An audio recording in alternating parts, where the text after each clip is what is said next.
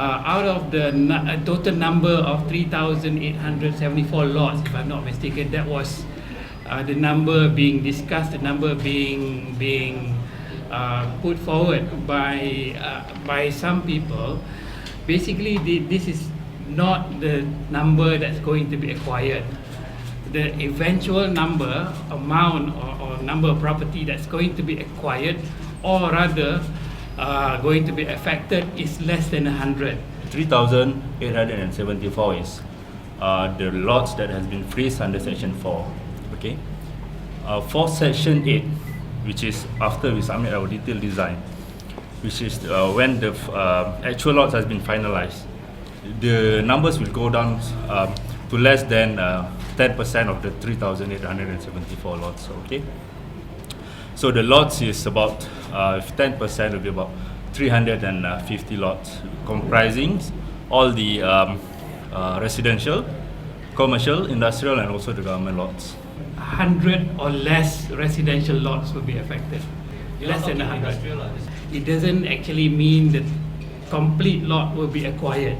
Portions of it will be acquired. Let's say if in some instances, if let's say we are required to take only maybe 10 feet of land of the front part of say a specific property, only 10 feet will be acquired. The environmental report, which has been made public by the detractor group or the opposition group, sadly lacks clarity that a highway cannot actually add on to the pollution. There is no way a highway adds on to the pollution. In a congested road, normally you're spewing more pollutants into the air as your speed of transport is reduced because of the congestion, number one. Number two, the same motorist, when he actually uses the highway, will actually complete the journey time faster and therefore produce less pollutants, number two. Where there is a congestion, your ratio, that is your gear ratio, is going to be higher, which means that more pollutants are spewed into which are thrown into the air. Whereas on a highway where you're going to have free traffic, there will be less pollution. The preliminary EIA report was actually submitted and approved by the Department of Environment. This was in March 2013.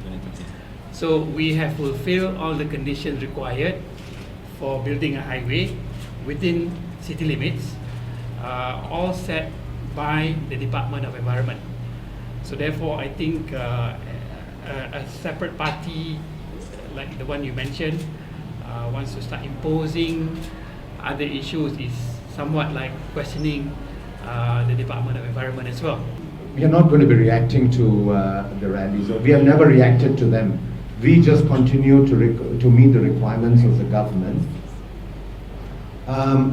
If there is going to be a rally and if there is going to be efforts done by the detractors, so be it. We will continue our efforts in actually meeting the requirements of the government. We are not going to be reacting to the rally as such. If there is anything that, as Kidex Centre Berhad, we are only bound by the concession agreement and we will continue to abide by it.